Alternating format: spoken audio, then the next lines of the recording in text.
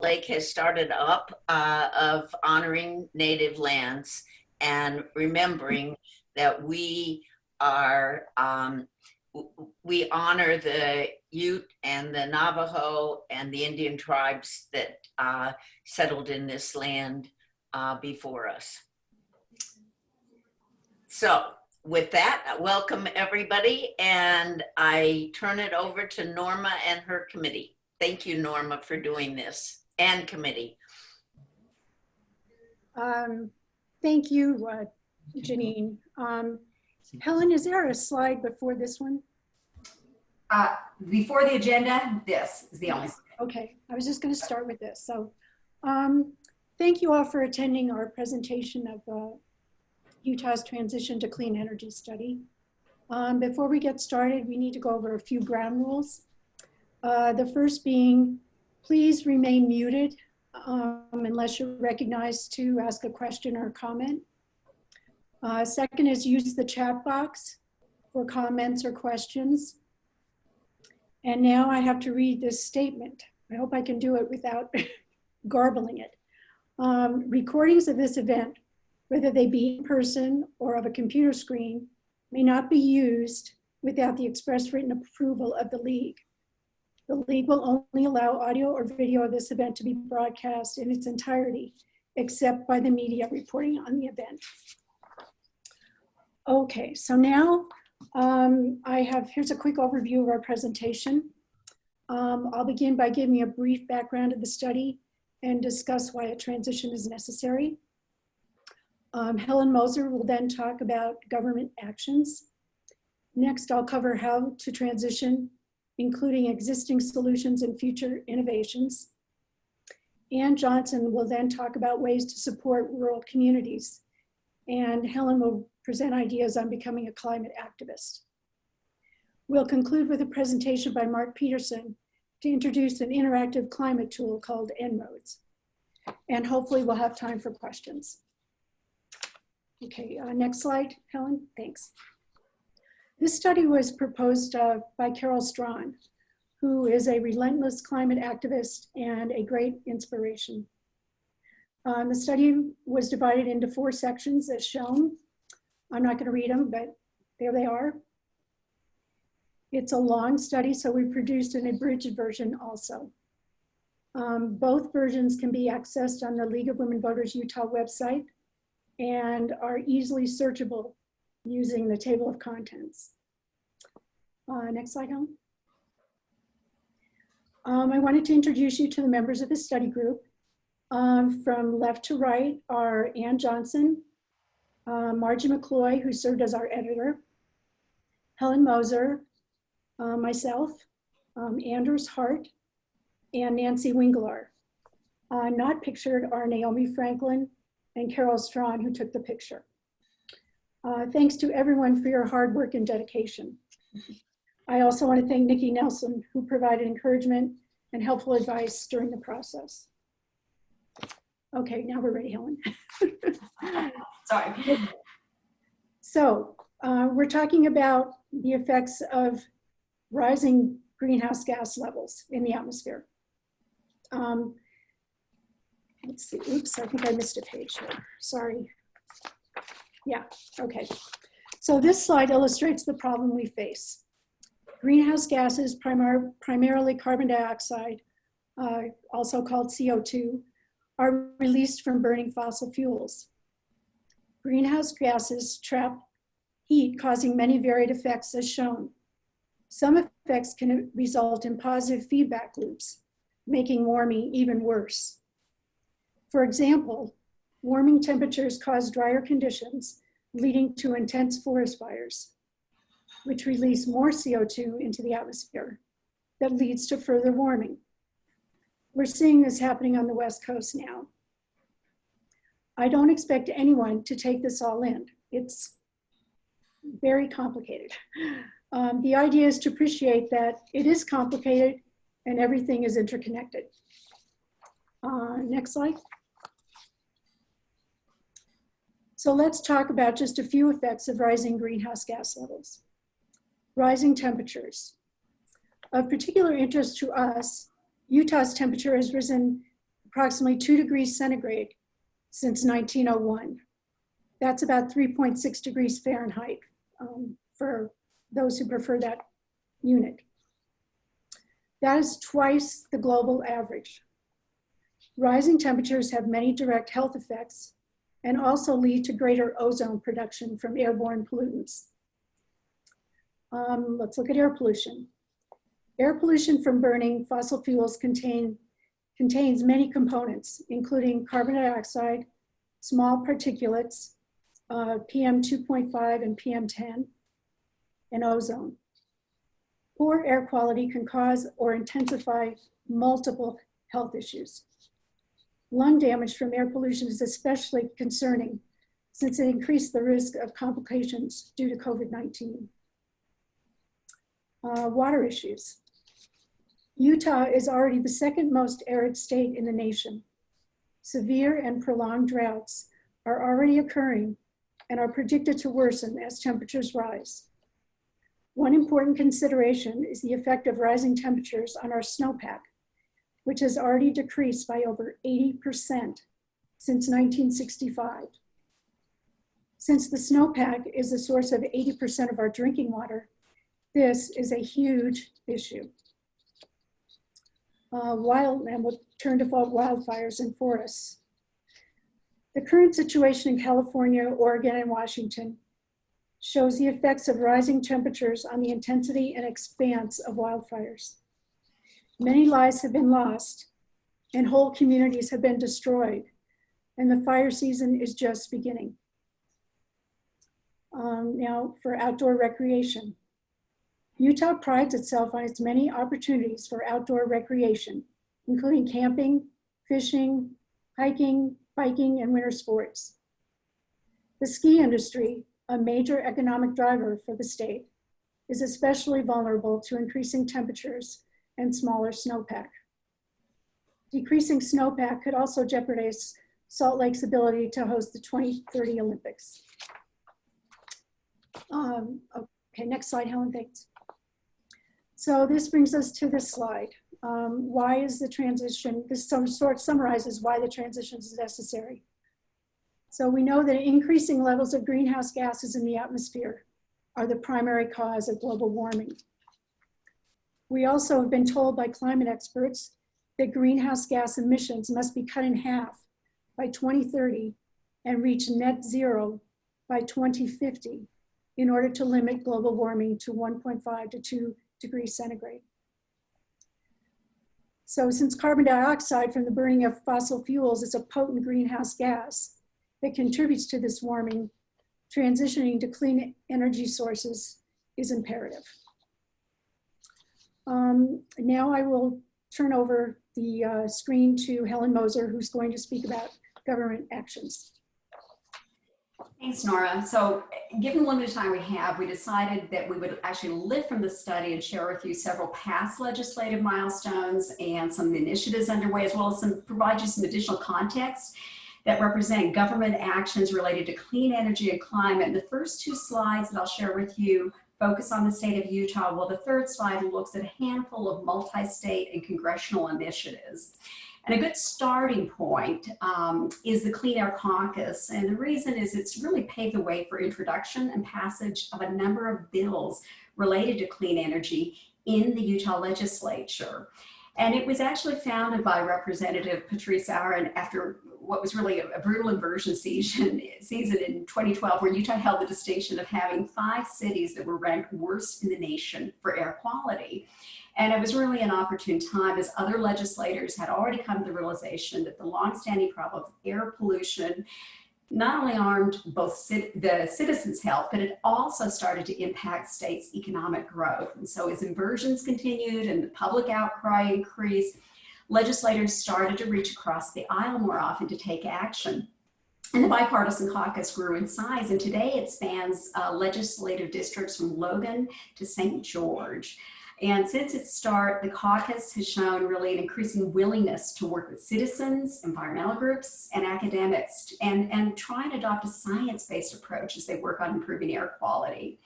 And during the forums that run on a monthly basis, and this is during the months between sessions, Attendees receive the latest research from state agencies, clean air experts, researchers, and others, and they examine legislation and funding requests. The public is welcome to attend, and recordings right now, since all of this is being done remotely post-pandemic, the recordings are available out on their Facebook page. Well, during the initial part of the Climate Caucus, their legislative successes were somewhat limited, but as the number of bills were introduced by members of the caucus, success and passage has grown significantly, and this is kind of a feedback loop which encourages others to participate. And during 2020, the legislative session caucus, or during the 2020 legislative session, the caucus members actually were responsible for introducing a pretty ambitious slate of about 8 bills. And then another bellwether legislation as we fast forward to 2017 was HCR 7, which is the Concurrent Resolution on Environmental and Economic Stewardship. And this was co-sponsored by 2 co-chairs of the Clean Air Caucus, Senator Todd Weiler and Representative Becky Edwards. And it was largely driven by a dedicated group of students that were aided by Citizens Climate Lobby. And the resolution recognized a warming climate, and it also asserted Utah's responsibility to address the climate while promoting a growing economy. Unfortunately, it failed in committee in 2017, but was resurrected in 2018, and it came out strong. They gathered 31 co-sponsors, and it passed with significant support during that legislative session. And the key to the passage were really 2 components. The first was the efforts by the students in CCL, and they worked tirelessly engaging with the representatives and a broad coalition of businesses. And then the second was the way they framed the resolution. So it was support for environmental and economic stewardship. That last word made the whole thing palatable legislatively. And then another highly successful and incredibly impactful landmark legislation was HB 411, the Community Renewable Energy Act. And this was introduced yet by another co-chair of the Clean Air Caucus, Representative Steve Handy. And it was the result of unprecedented collaboration among Park City, Salt Lake City, Summit County, and Rocky Mountain Power. And it supports Utah municipalities and counties as they reach for net 100% of their electricity being provided by a renewable energy portfolio by 2030. And the way it works is Rocky Mountain Power will help facilitate the transition to net 100% renewable energy for these municipalities. But they'll do it at the same time they're going to continue to provide all of their standard services for customers of municipalities that haven't opted in. And since the financial costs and benefits of the program are isolated to only the participating communities, there are no costs that are shifted to other utility customers. And then if the program, once it's established, individual customers and participating communities have the ability to opt out if they find they don't want to pay a higher fee or are unable to do so. They can stay on standard Rocky Mountain Power rates. So this thing was so popular that the bill garnered the support by the time they ended their first round of commitments at the end of last year from 24 municipalities across the state.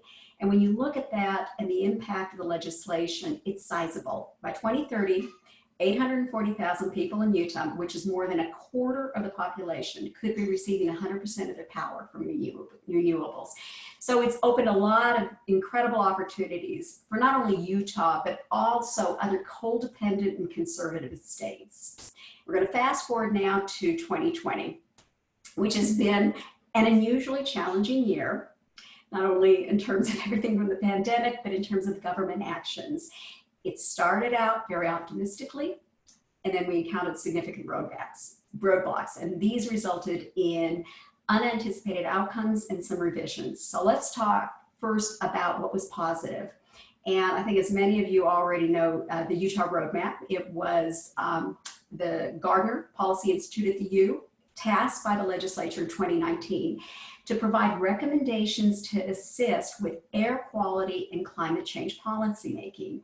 And the Gardner Institute, along with a 37-person technical advisory committee, led the research. And during a 6-month process, the Institute They built on the work of the Envision Utah 2007 Blue Ribbon Advisory Council under former Governor Huntsman. And they used HCR7 as their blueprint as they analyzed and assessed over 200 policy options. And their goal was really to apply what they consider a Utah way and come up with recommendations that could deliver on two major goals: cutting air pollutant emissions by 50% and carbon emissions by 80% by 2050. And the report started by formally adopting the goals, and then they laid out 7 strategies or mileposts to get there, which they prioritized and categorized 55 of the 200 options. They released the roadmap, Positive Solutions on Climate and Air Quality, in January, and the 7 mileposts and the related options do a terrific job in establishing a baseline plan of action. And this plan protects our health, sustains economic development, it advances Utah's Olympic bid, and it supports struggling rural economies in the transition. It also does a lot in terms of putting more electric vehicles on the road and actually getting us faster progress towards Wasatch Choice 2050.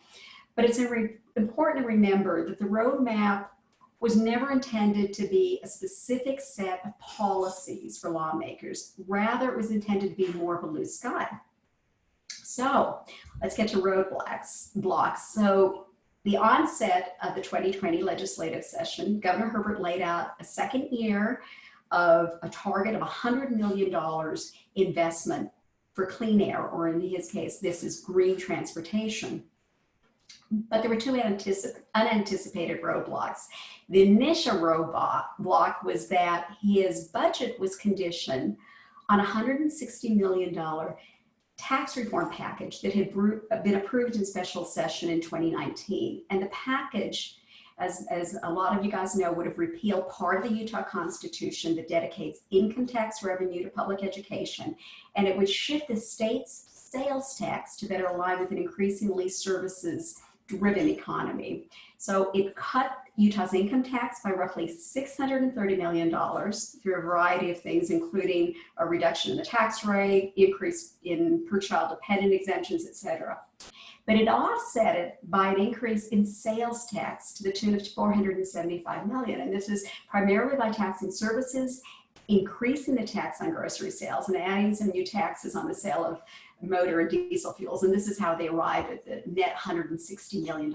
So needless to say, there was great controversy as there were tax on grocery sales and a broad range of services, and also the fact that they were shifting roughly $500 million of state revenue from income taxes, which support education, and into an unrestricted general fund. So this led to enormous public outcry. Many of us flocked to the grocery stores and other locations and signed the referendum, and the referendum proposed that it be blocked until it could be put on the November 2020 ballot in order to possibly repeal it. Needless to say, Utah lawmakers, they saw the writing on the wall and they scrapped this proposal. Now, the second unanticipated roadblock is one we're continuing to live with today, which was the COVID-19 pandemic. So let's talk about kind of the outcomes and the consequences of all of this. So over the course of 6 special sessions following the conclusion of the legislative session, the legislators were called back and they were asked to address the sizable state revenue shortfalls that were caused not only by the withdrawal of the tax reform package, but also the health and economic costs of battling the COVID pandemic. So given these constraints and the uncertainty around the economic impact of the pandemic, the impacts to pending legislation, the related funding associated with past legislation, and other appropriations were huge. And needless to say, we did not see the kind of 2020 legislative session that we would have envisioned and traction on clean air legislation. And we did see some things pass. There was the Rocky Mountain Power's electric vehicle infrastructure investment, the charging network for electric vehicles, and transportation governance funding. But a lot of other clean energy legislation fell by the wayside. And even 3 bills that didn't require an appropriation actually failed, including 2 that would have really promoted and really gathered momentum for the roadmap. So let's take a look a little broader, and we're going to look next at interstate, national, and international level government actions that are on an ongoing basis. And what we wanted to point out first is that most of these transformative efforts on a state, interstate, national, and international level have in common one or more of these three components. They have a strong coalition building used to support the concepts and build the legislation, and then they have bipartisan effort to draft and sponsor the legislation. And thirdly, if they have a proposed solution, it's one that creates a really strong economic incentive for investment in cleaner, more efficient technologies. So we'll look at two states that really represent strong coalition building, starting with California and their cap and trade program. This was launched in 2013. And the way it works is the cap on greenhouse gas emissions are allowances equal to the total amount of permissible emissions. And the cap gets stricter over time, and the trade part is a market for companies to buy and sell allowances that let them emit only a certain amount. And that way supply and demand kind of set the price to buy and sell the allowances. Another significant development was the Regional Greenhouse Gas Initiative. And this is the nation's first multi-state mandatory cap and trade program for carbon emissions from the power sector, and it got underway in 2008. And currently 10 Northeastern and Mid-Atlantic states participate in RGGI, and Virginia is going to be joining in 2021. And it's been an incredible success story. If you measure the emissions of CO2 from electric generation sources from the base period of 2006 to 2008 to the period of 2015 to 2017, they saw a 45% decrease in that period of time. And they're setting a goal now of further reducing their emissions 30% below 2020 levels by 2030. And then lastly, there are on a national level, efforts underway on a bipartisan basis in Congress. And we wanted to highlight three of these pieces of legislation. The first is HR 763, the Energy Innovation and Carbon Dividend Act. And it was introduced in the House in 2019 and is currently referred to committee. And it's a market-based carbon fee and dividend policy. And it has four components. So there's a carbon fee that is assessed at the first point of sale of crude oil, natural gas, and coal-powered electricity that emit greenhouse gases. And then the fees from the carbon fees are deposited in the dividend trust fund, and dividend payments are then paid to U.S. citizens and lawful residents. They also have a carbon border adjustment to discourage businesses from relocating to unregulated countries. And lastly, they have a way of preserving emission targets. And for nearly a decade, CCL has advocated for such a system, and they're actively working today to gain its passage. And as we look at comments from climate change solution economists and climate scientists, they all alike say this is the best first step to preventing the worst impacts of the warming world. HR 330 is the Climate Solutions Act of 2019, and it establishes renewable energy standards, energy saving targets, and greenhouse gas emission targets. And it would propose that the Department of Energy set regulations that would lead to 100% electricity in the US generated from renewables by 2035. And then there's HR 9, Climate Action Now Act, which calls for the United States to rejoin the Paris Climate Agreement and join 196 nations around the globe in upholding our original commitments, the Paris Climate Agreement, because without a seat at the table, the US will continue to lose any ability to really nudge nations in the right direction. So with that, I'm going to go ahead and transition back to Norma to talk about our transition to clean energy and some ongoing solutions and innovations.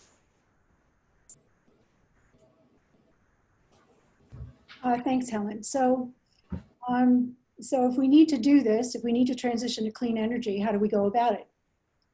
The good news is that we currently have the tools to reduce greenhouse gas levels, according to Dr. Rob Davies, who's a noted physicist and climate activist at Utah State University. And to boil it down into its simplest terms, the solution is to electrify everything and generate electricity from renewable sources. So we can go on, Helen. Oops, sorry. So if we need renewable sources, what are the options? So the first thing is, sorry, I'm getting confused here. Oh, where am I here? Right. Okay, so this slide shows that the cost of renewable energy have fallen over the years and are now competitive with fossil fuel costs. If you look at the yellow line, which shows the cost of utility scale solar, and wind, which is the blue line, they're both now, they both now fallen below the line for coal, which is brown, and for natural gas, which is green. The cost for coal will likely increase in the future due to increasing maintenance costs for aging power plants and for installation of pollution controls if they're mandated. And cost of renewables will continue to decrease with new technology. This means that there's a strong economic argument to be made for switching to renewable energy sources. So what resources do we have available to us in Utah? And that's on the next slide. So this map shows the location of various abundant renewable resources in our state. Solar energy potential is shown in yellow, orange, and red, with the darker colors indicating the greatest potential in southern parts of the state. In 2017, solar sources generated 4.8% of Utah's electricity. This amount comprises less than 1% of Utah's solar potential. For me, this was the most surprising and encouraging finding, one of the most encouraging and surprising findings in our study that shows that there's a huge opportunity for expansion of clean solar energy in our state. If we look at wind, there are currently 3 large wind farms in Utah that produced 2.1% of the state's electricity in 2018. Wind energy potential is scattered around the state.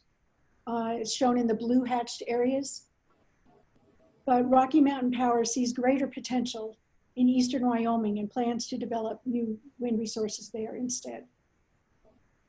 Hydroelectric sources are not shown in this map, but I'll just mention them briefly. There are 30 plants around the state that produced 2.3% of Utah's energy in 2018. This amount will probably not increase in the future because of water constraints as global warming intensifies.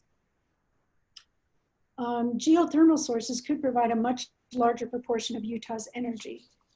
Geothermal sites are in the green hatched areas. In 2018, geothermal sources accounted for only 1% of our energy production, but there is potential to increase that amount to 11% if all of those resources were developed. So now we'll go on and talk about Rocky Mountain Power, which is the main player for electricity in Utah. It provides 80% of our electricity, serves over 900,000 customers, and generates over 11,000 megawatts of power. Every 2 years, PacifiCorp, which is the parent company for Rocky Mountain Power, reassesses its energy resources to plan for the next 20 years and develops an integrated resource plan, or an IRP. The process is driven by economics and the need for reliability. The 2019 IRP calls for increasing reliance on renewable resources and eventual retirement of aging, uneconomical coal-fired plants. By 2030, in the middle panel, there will be 3,000 megawatts of new solar, 4,600 megawatts of new wind, and 600 megawatts of battery storage.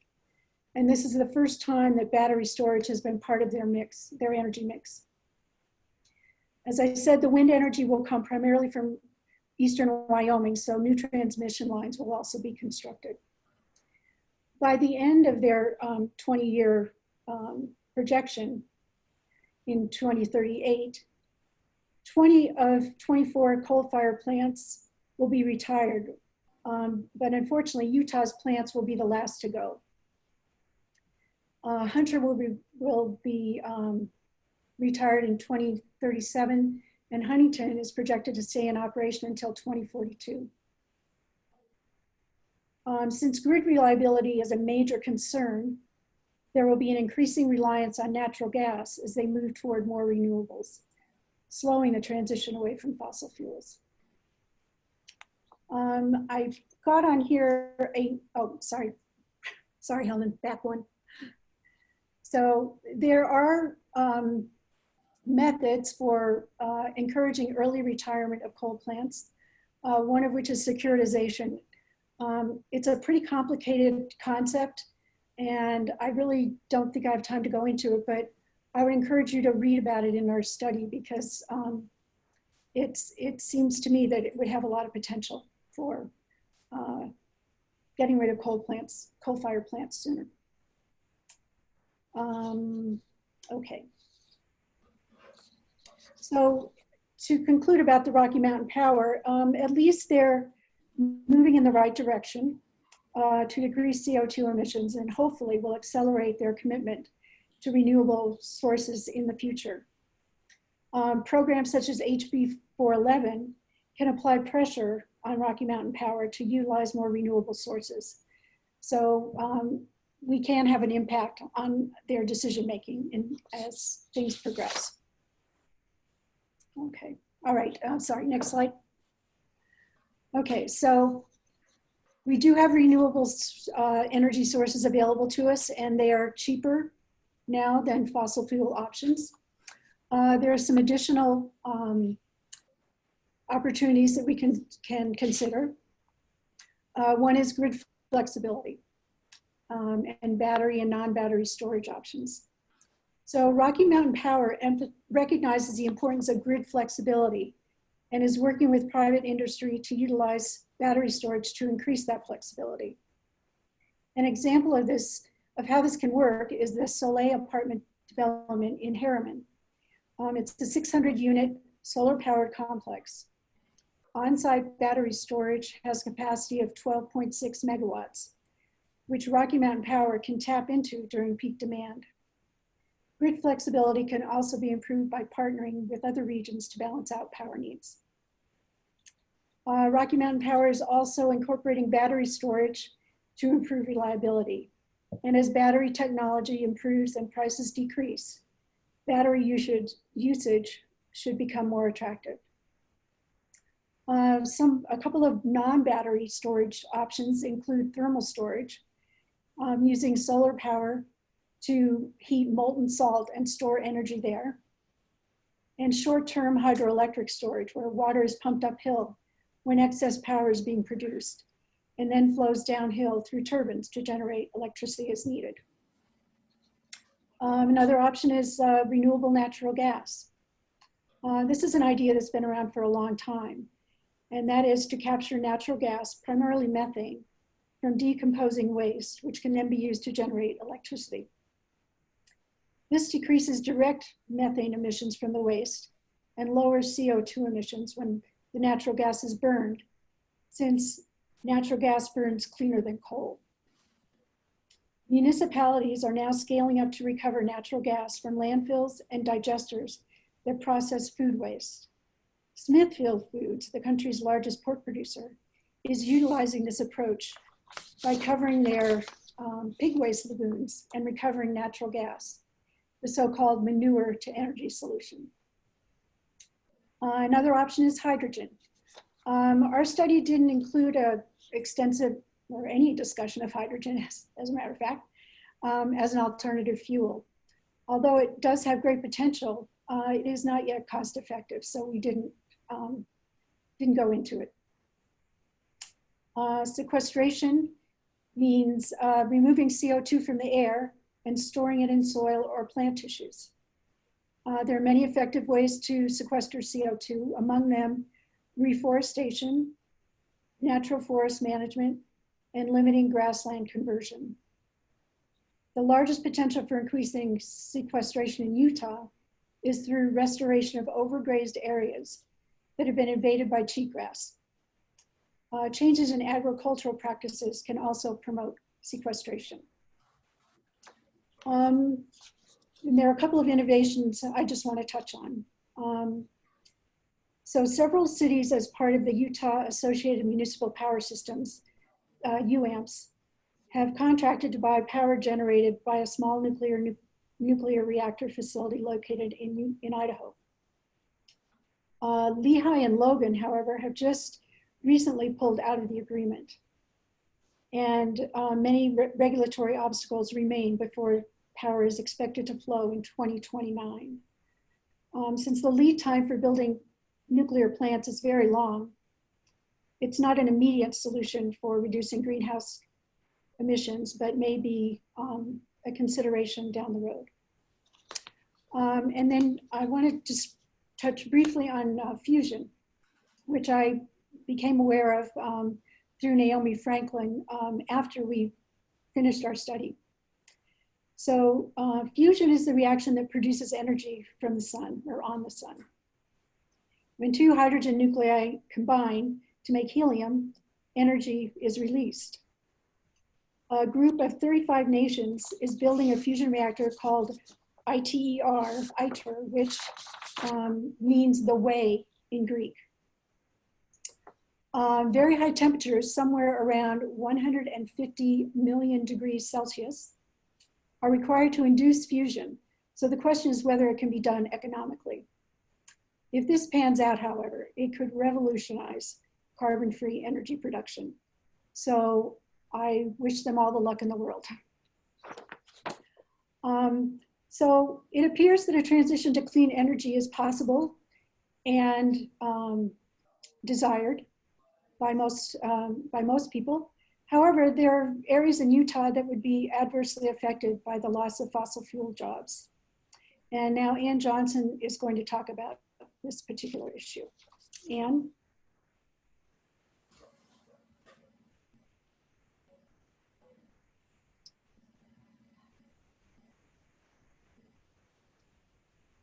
Ann, we can't hear you. Ann, you need to demute.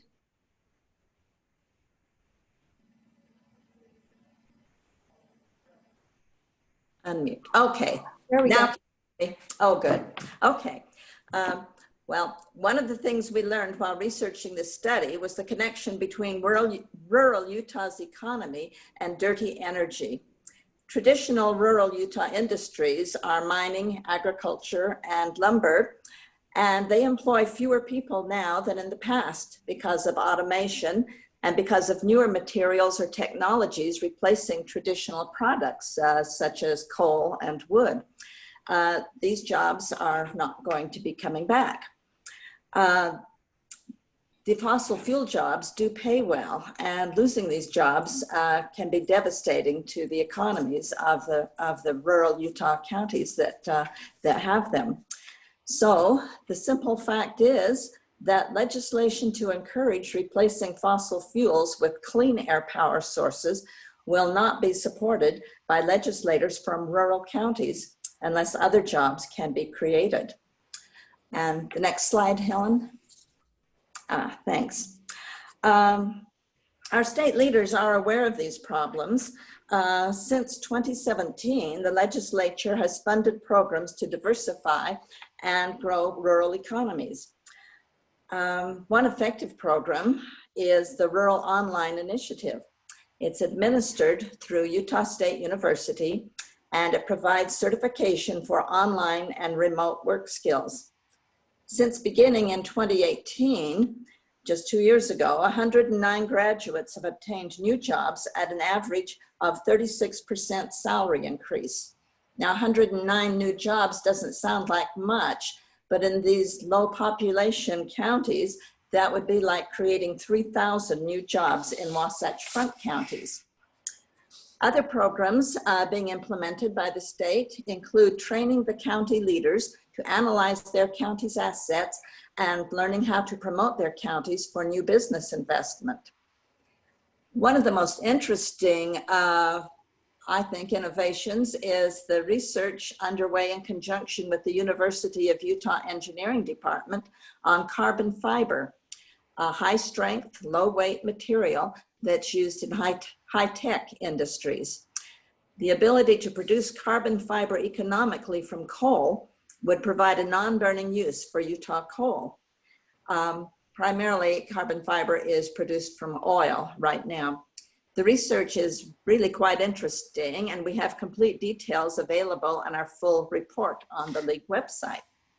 Now, recently, we've become aware of a potential roadblock on our path to clean energy, and it is the inland port proposal to create distribution hubs throughout the state. So far, 8 different Utah counties have applied to host a satellite distribution hub of the inland port. One county has proposed a hub connected by rail to move more Utah coal to the coast. Another coal-producing county has suggested a trucking hub to move their coal. This will not help us transition to clean energy. And unfortunately, some legislators and state and county government leaders will be anxious to use the need for jobs in rural Utah to promote the inland port. Now, future needs are, well, the simple fact is we cannot fix the economy of rural Utah in 2 or 3 years. We do need to continue the programs that we have, probably for quite a few years, and to monitor them to be sure they're effective.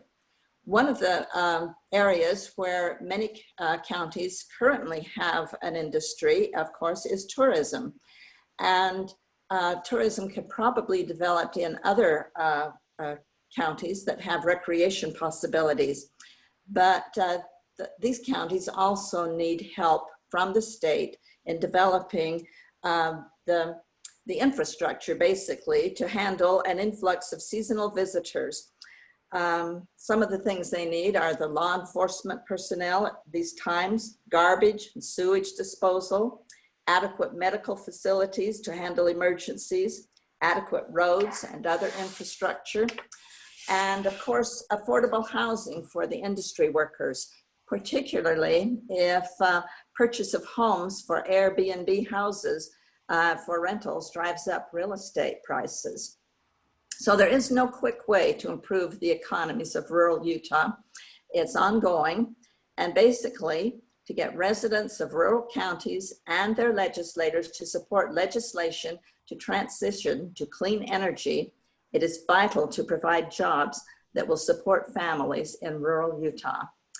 And back to Helen. So we kind of painted a picture of what's going on from an innovation perspective, government perspective.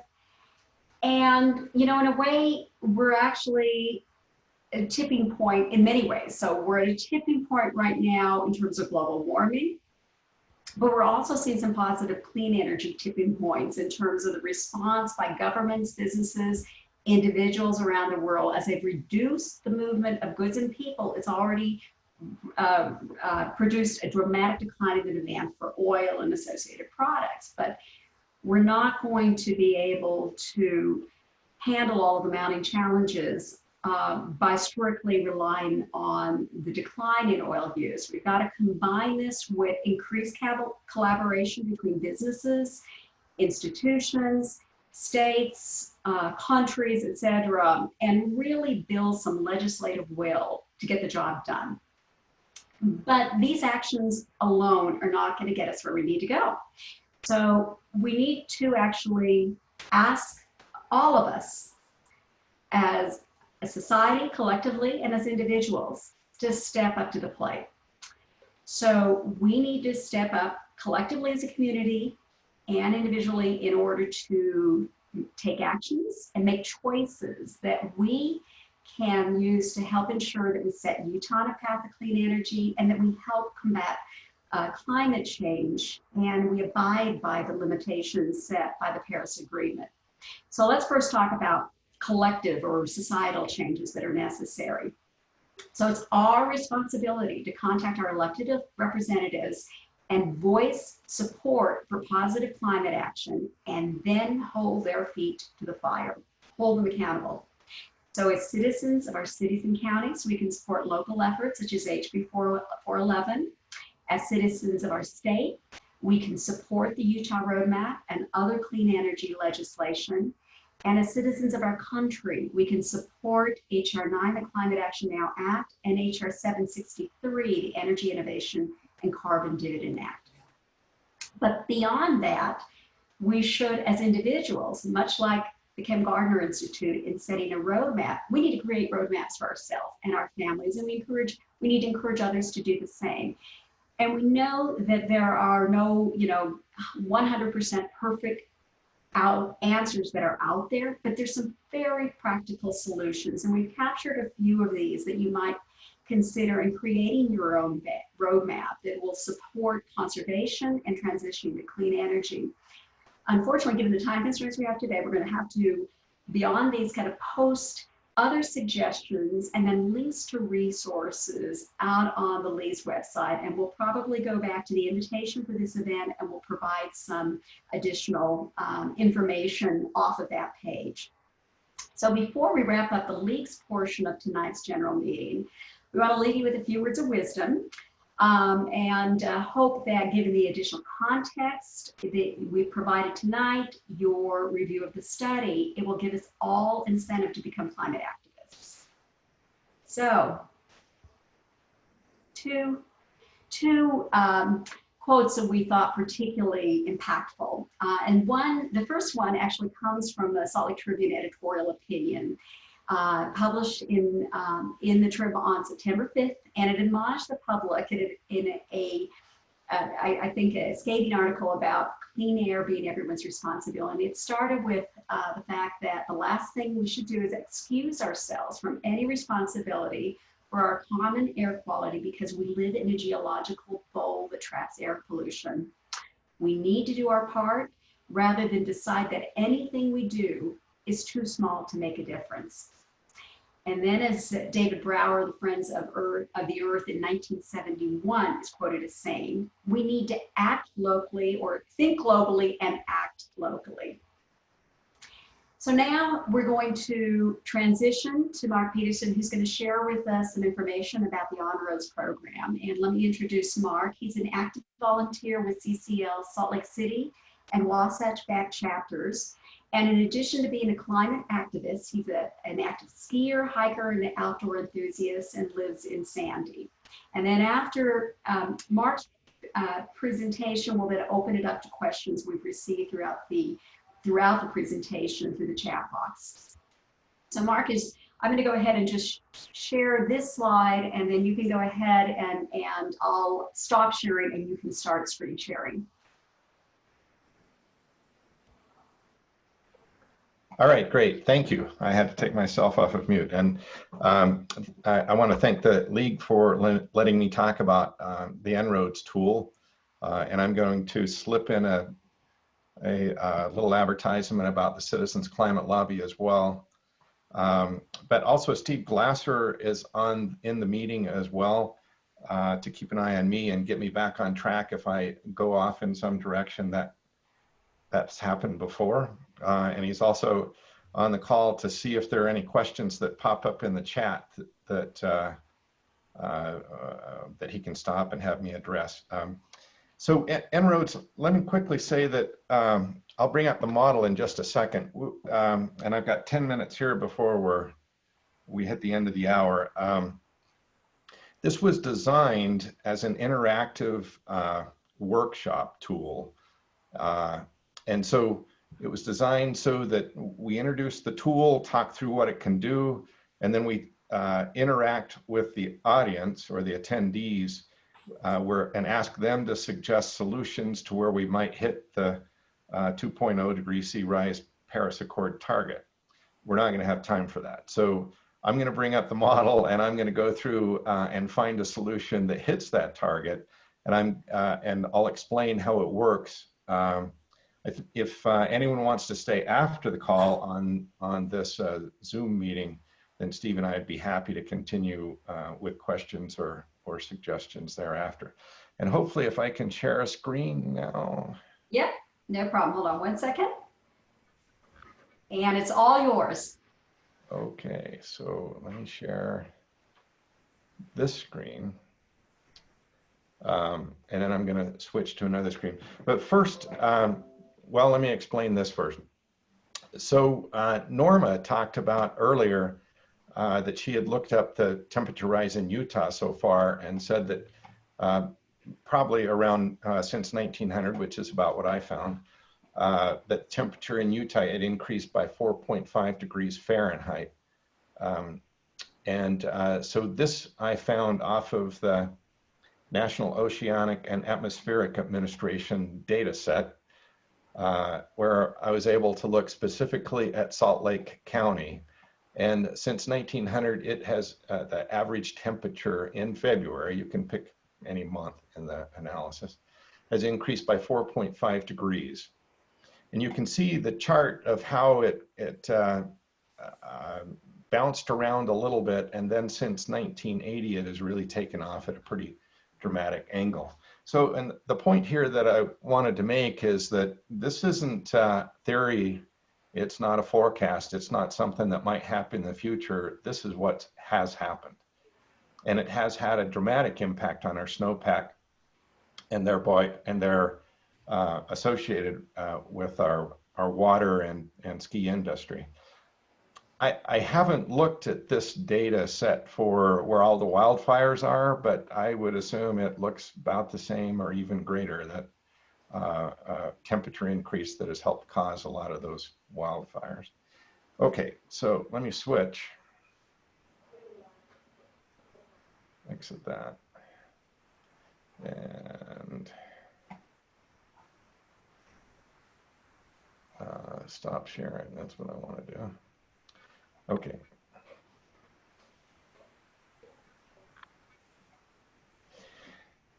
So this is the default start screen with En-ROADS, and En-ROADS was developed really over about the past 12 years. It started out as a doctoral program for a PhD candidate at MIT, and then that person went on to Climate Interactive, which is a climate think tank in North Carolina.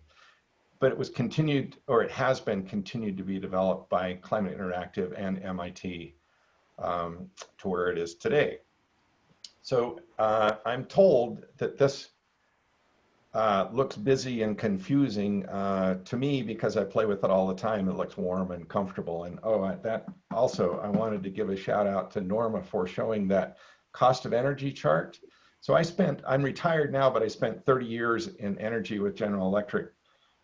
First half of that, roughly half, I spent in fossil fuels, and the second half I spent in renewables.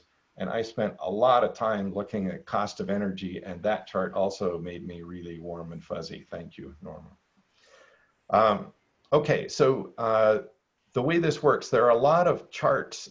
This is the default set of charts. There are a lot of charts that you can change to, but essentially on this side, it is global, and this is a global impact. Not just the US. But this is global sources of primary energy, and the brown line is coal, the red line is oil, the blue line is gas, and then renewables is green, bioenergy is the pink, and then nuclear is down with light blue, and then new tech doesn't show because there's no new tech yet. Then on this side, again, this is the default. You can change it to a lot of different views, but this looks at temperature rise over time, and it's really from 2000 to 2100. And over that time period, if we do nothing, then our temperature global average will increase by 4.1 degrees C or 7.3 degree F. I want to go back to the chart that I showed on Salt Lake County though, right? And essentially, we in Salt Lake County and Utah, from what Norma had said, our average temperature is increasing at twice the rate of the global average. So that, when we talk about temperature rise, oftentimes we think of, well, that's something that's happening in the Arctic and on the glaciers or in other on low coastal areas where they're going to get flooded. But we in Utah, and specifically we in Salt Lake City, our temperature is increasing at twice the global rate. So it's here and it impacts us. All right, so on this side of the, or down below, there are sliders everywhere where you can increase or decrease a lot of different things. And here's a section on energy supply where we can increase or decrease coal or renewables or carbon price. I'm going to come back to that. Then there's a center section that deals with transportation, building and energy, and then growth, both economic and population. We'll come back and look at that. And then land and industry emissions, we can increase or decrease those. And then carbon removal, which is technology to suck air and take the carbon out of it and put the air back. Okay, so what I want to do, and actually the bill HR 763 is sponsored by Citizens Climate Lobby, and it was mentioned a couple of times. I'm going to go ahead and put that impact in on the carbon price here. And let me say, so normally in these workshops, we would go through and see this, but I'm going to tell you just straight up that a carbon fee and dividend solution has a greater impact than any other single solution. However, it doesn't solve it all, and so we have to have other solutions as well. So these three dots allow you to get more specific. And I'm going to go in here, and the HR 7063 starts at $15 a ton, not 16. And we're going to say that's going to start next year, not this year, because it's not going to start next year. And we're going to say it's going to take 1 year to achieve the initial price. And then the final price, I'm going to put at $305 because HR 763 starts at $15 a ton, but then it escalates $10 a year. And so I'm going to say we're going to start achieving that final price in 2021 next year. And I'm going to say it's going to take 29 years to get there. I'm picking 29 because that has us getting there by 2030. And I know that went fast. I can answer questions after, or we would love to do a full workshop if you folks were interested. Okay, so that took us down from 4.1 degrees C to 2.9. Big impact, but it doesn't solve everything. And so I'm going to electrify transportation. That takes another point down. I can explain why it isn't bigger. I'm going to electrify buildings and industry. That takes a couple more points down, still not enough. I'm going to reduce methane that is being released into the atmosphere from leaks in natural gas pipelines and others. Norma talked a little bit about manure, right? If you capture that, then you don't release it.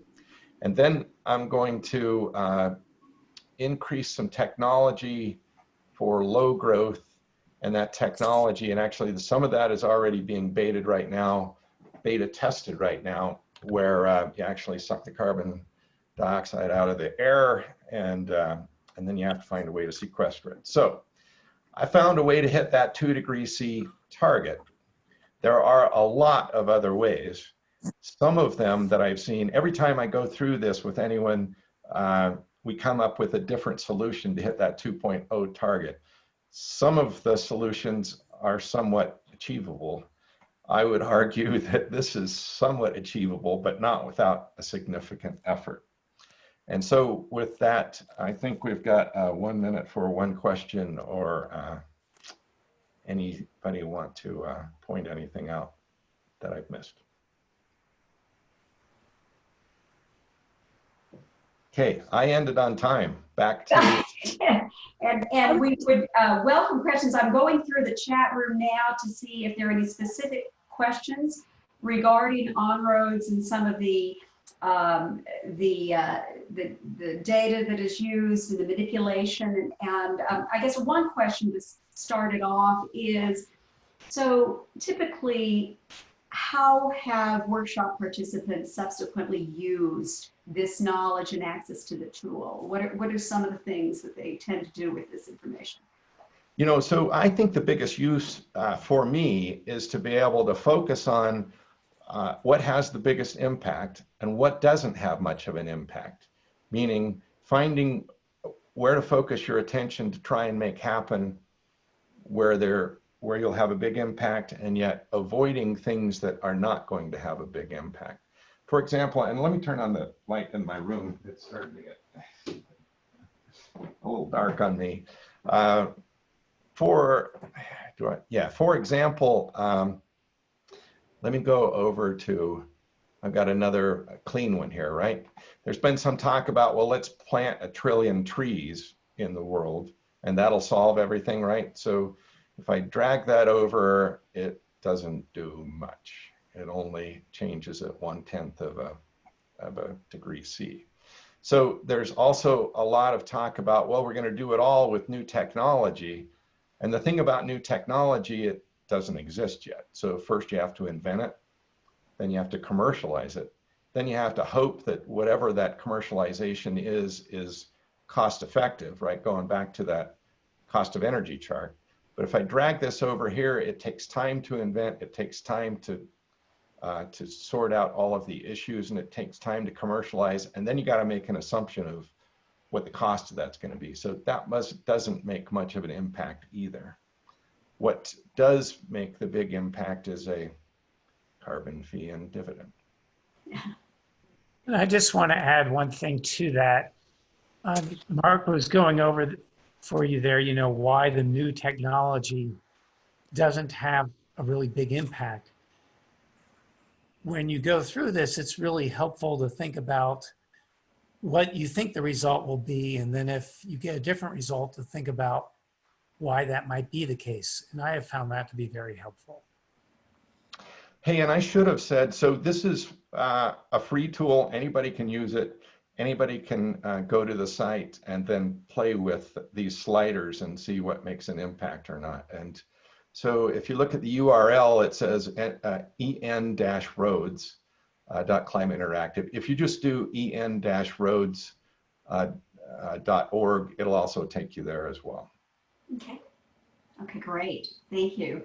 Does it also take what we're seeing visually and create a narrative for you? So here's what we've done, and here's what we have to do in a narrative fashion in order to achieve X amount of temperature increase by 2100. Does the tool do that, or does that require some user kind of capturing this information and creating their own narrative to share with someone? So for example, as part of a lobbying effort. No, one of its uses, that's exactly what it's built for, is to work with legislators and lobbying efforts to help show, these are the things that make a big impact. These are the things that don't make so big of an impact. Okay. So this scenario that I worked through, I almost I am hesitant to say, but it didn't shut down fossil fuels entirely. It significantly reduced them by increasing their costs with the carbon tax. And then it significantly increased renewables, but it didn't shut down that industry. There's still some, what do we got there? Natural gas is the biggest, and then some oil and a little bit of coal. I'm a little hesitant to say that, because the fastest way to solve the issue is to stop using fossil fuels. But this is a scenario where you don't have to completely stop using fossil fuels. Yep, pretty pragmatic approach. Are there other questions for Mark and Steve? So here's a question in the chat which says, so what happens with a decrease in coal?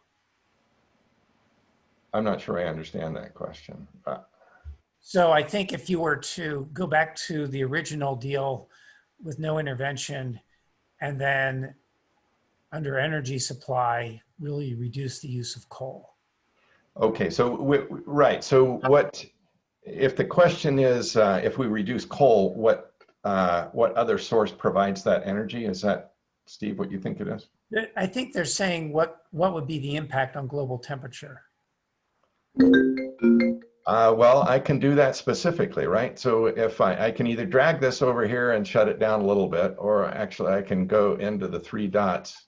scroll down to here where it says stop building new coal infrastructure, which in the US, that's pretty much where we're at, right?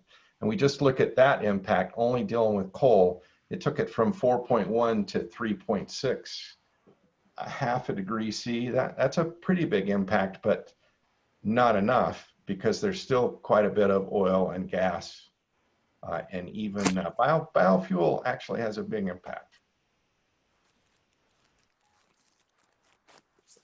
So it certainly helps, but doesn't do enough.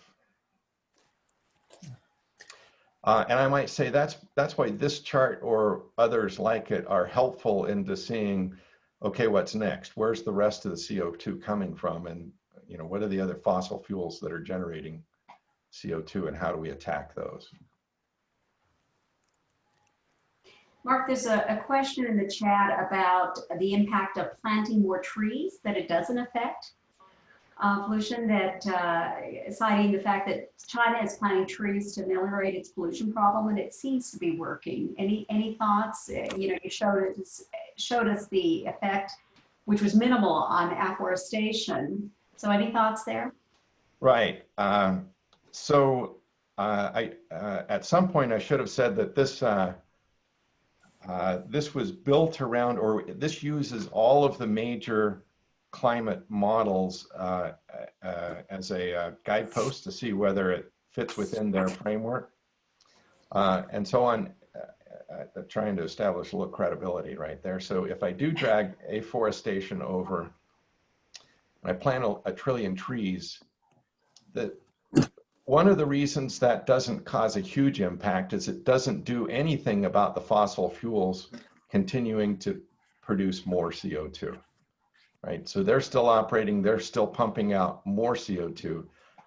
Trees or other green life do use CO2 in the production of their life, but it just doesn't suck enough out of the air to make up for what's already there, and then what is also being continued to put in.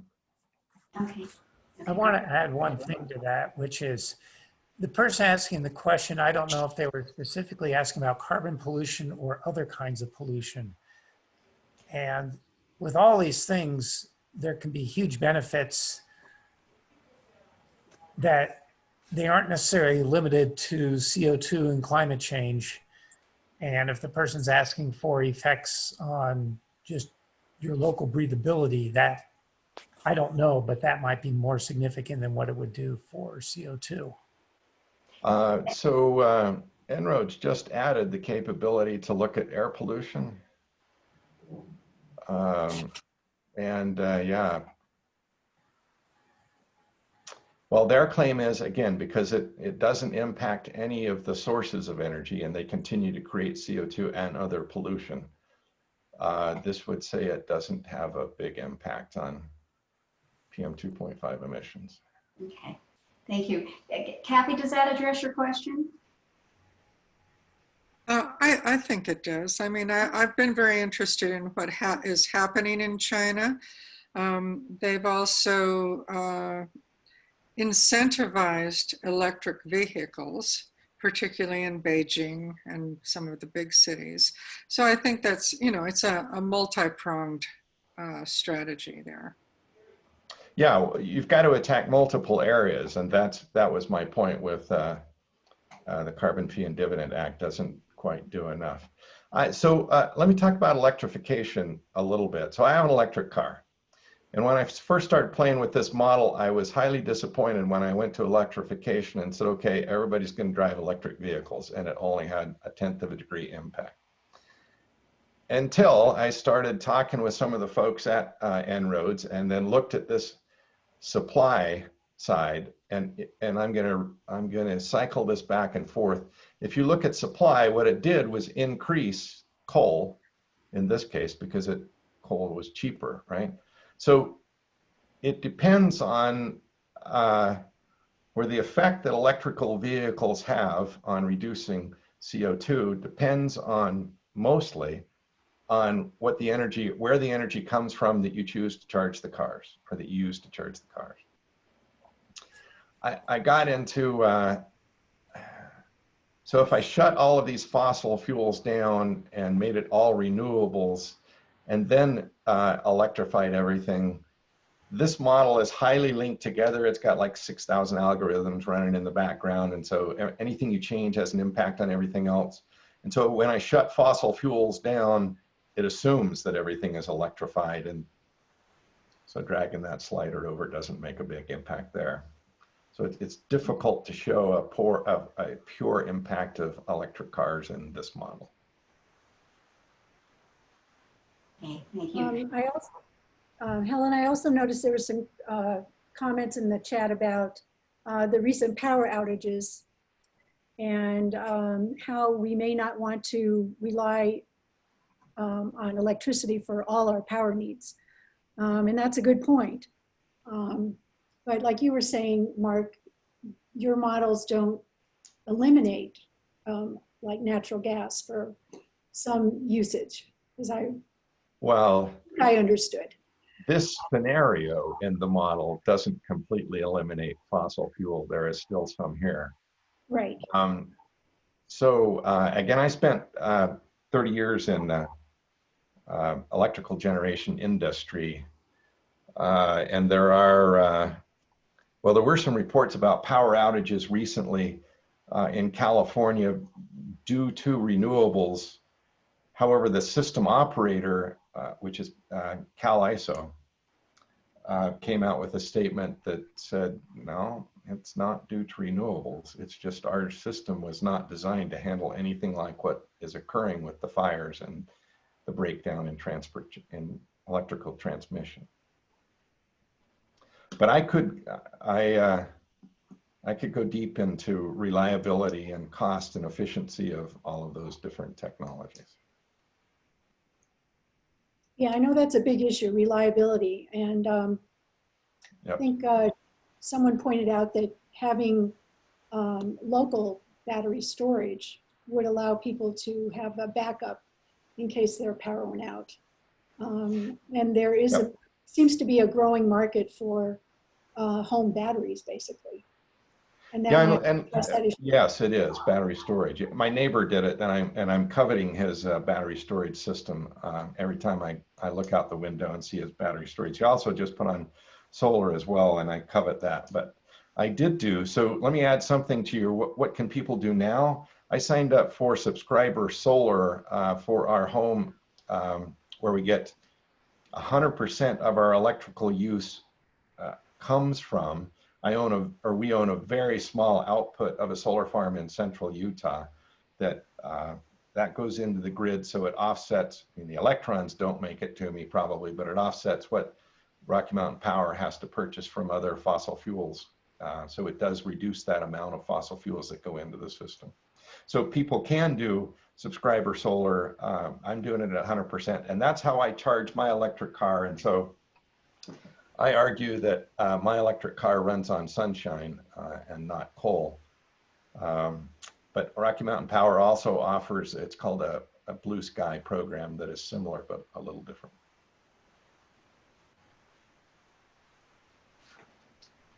Okay. There were some other questions that came up, a lot about, obviously the complexity of electrifying everything. And I think we've tackled that in terms of understanding that, natural gas or other sources that will continue to be used. We also have can I make one more statement about that, which I should have? So Rocky Mountain or Norma, I think, covered the Rocky Mountain Power. It was really their integrated resource plan that said they were going to shut down 20 of their 24 sites by 2030. So Rocky Mountain Power essentially says that we can do the majority of their power demands and that includes their expectation of electric cars and industry. And they can do it without coal.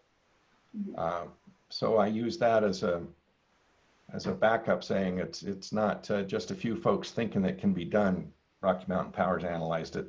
They show that it can be done as well. Sorry for interrupting you, Helen. Oh, no, that's okay. Other questions related to coal. There was some exchange back and forth, and Steve, we'd appreciate you kind of elaborating a little bit further in your response to questions related to carbon fiber. I don't know how carbon fiber is made. Do you, Steve? So the thing with carbon fiber is that it's not an energy supply. It's just one of the concerns is places like Price, places like Emery County. If we move away from coal, what happens to their economies? You know, and much of the presentation was focused on that. And one alternative that's been proposed is if you can use the coal as a source to make carbon fiber. And that there's considerable development that has to be done before that's practical, but that is one option being considered. So when we've spoken to members of our congressional delegation about carbon pricing and so forth, they're real concerned about what's going to happen in parts of Eastern Europe, Eastern Utah, and elsewhere. And the more that ways can be found that their economies can survive, and much less survive, but thrive, the more comfortable they are with supporting carbon pricing. Thank you. I think there were some questions that came up as well on upcoming legislation, what we're seeing right now. And I know there has been a lot of discussion recently in the last Clean Air Caucus presentations. I do know related to, I think there was some, and Norma, you may recall what, Steve Handy's presentation covered and what he mentioned, but Natalie Gossner mentioned that from a roadmap perspective, what we're likely to see going forward is focus on milepost 2, which is lead by example, milepost 3, creating a premier air quality climate solutions lab, and then milepost 7, which is a really the participation in a federal approach to carbon dividend and carbon pricing. And a few things she shared with us is on milepost 2, there's going to be some technical work that's being done by the U of U's Industrial Assessment Center around energy efficiency of state-owned buildings and vehicle fleet conversion.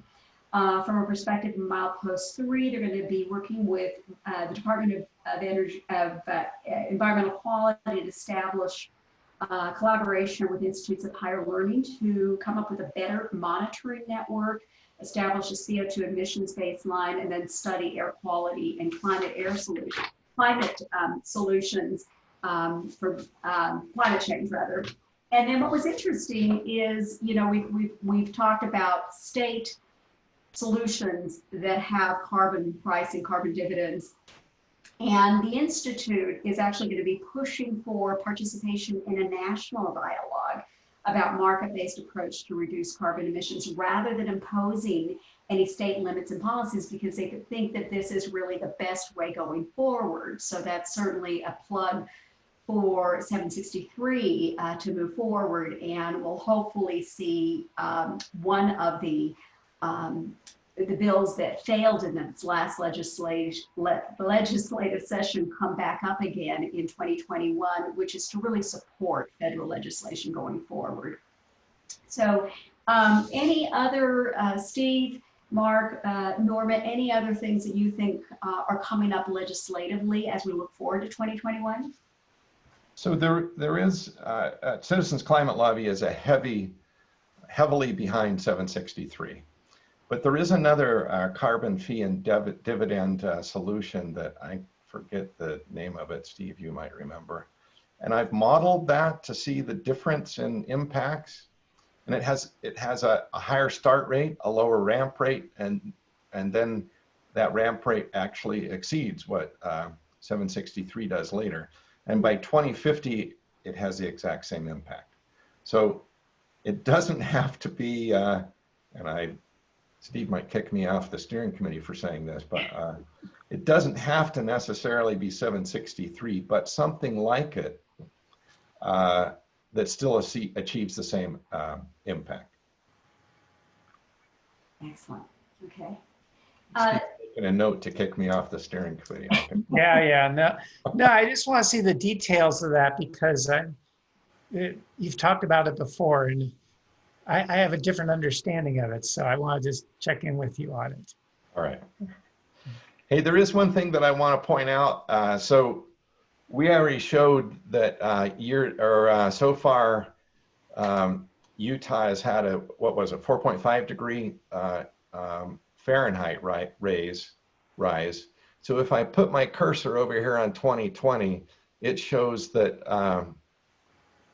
there has been almost a 1.3% rise so far, and we're trying to keep it below 2 or stop it at 2, which means everything that we do, we're still going to have a bigger impact than we currently do, unless we get more aggressive than what this suggests, right? I would think that we need to keep it to maybe a 1.5 degree C rise to limit the impact to what we're already experiencing.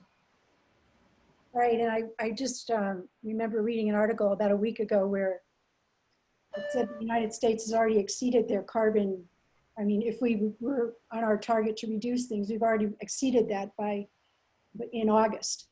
And we still have 4 months to go in 2020. So it's you know, that we're losing. I mean, it's a race against time, and we've really, it's an urgent need, or we're going to see amazing effects that are. It is a race against time, though. Let me throw some optimism here. If we do shut down new coal, and we shut that down in 2025, that's almost already happening anyway.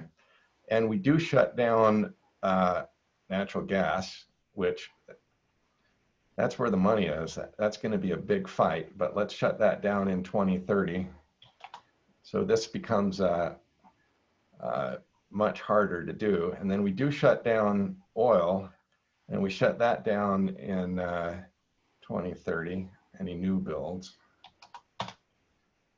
Then it still doesn't do enough to get it to 1.5 to where we don't have additional issues. I've gotten to 1.5 before, but you have to do some things that are less likely to occur. Right. All right. Well, are there other questions? We do what we can, right? We just have to do what we can and put pressure on our legislators and make our feelings known, and that's about all we can do. Hold their feet to the fire. Yeah, so with that, I'll make a marketing pitch for CCL has a program that's called Calling Your Members of Congress. And you don't have to be a member of CCL to do that. However, Steve and I are both signed up for that. And what that, so what we were seeing a year or so ago, our members of Congress, federal members, were saying that they didn't think climate change was a big impact because they never heard from their constituents telling them it was a big impact. We started doing calls, and we got enough volunteers to where it was almost 1 call per day. And then, so earlier this year, they all started to say, well, our constituents are saying that climate change is an issue, so maybe we should pay some attention to it. Specifically, that came from John Curtis and Mitt Romney. We're working on others. But if anyone would like to help with that, I get a notice, I sign up for it, I get a notice that says, hey, today's your day to call your member of Congress. It takes me a total of 15 minutes. It suggests what topics I might discuss with them, but truthfully, you either end up with a voicemail or with an aide, and all it really is you just have to say that I'm concerned about climate change, and I would hope that the representative or senator would also support climate change activities. And pretty much that's it. They put it in a tally towards, here's a constituent that supports this stuff. And sooner or later, the tallies get back to that member of Congress, and we've shown that it makes an impact Yeah. And these are just a call you make once a month. once a month. 15 minutes once a month, and it makes an impact. No, that would be helpful. And we would like to get, additional information about some of the workshops and some of the initiatives underway by CCL, and try and share that with kind of the broader league. And we'll go back and post some of these things on our invitation page. We do have some information that we'll share with folks, and try and kind of, as I kind of bring this to a close, what I first want to do is first acknowledge the efforts of Mark and Steve to join us and share this incredibly powerful tool. And this has been really enlightening. And we also see how interrelated and how complicated solutions are. And then we also understand the importance of lobbying and trying to kind of push our representatives, our elected officials, to do the right thing. And we're going to also thank the folks for setting this up. Peggy and Norma and Anne and myself are very appreciative of the folks who stayed on, particularly past 7:30. It's been a really helpful dialogue. And I'm going to just quickly take control of the screen for a second, and I'll share with you guys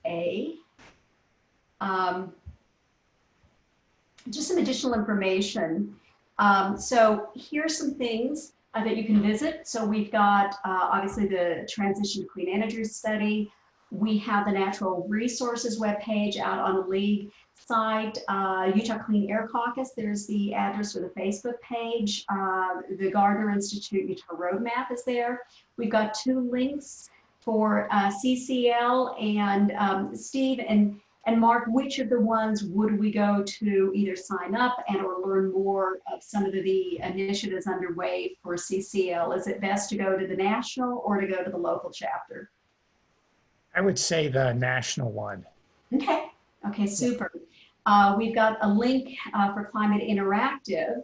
And then for those of you who are either not familiar with the work of the Natural Resources Committee, or new to the league, or considering joining the league, we invite you to spend a little more time out on the league website. And if you have a particular interest in the efforts related to natural resource, we invite you to just reach out to the climate@lwvutah.org email address, and we'd be happy to address any questions you have. And one last pitch, speaking of advocacy and activism, we do have some climate activist toolkits that are available for anyone who would like to just drop us an email. We can send out the how to become a 10-minute activist information for you on to just jot down in terms of your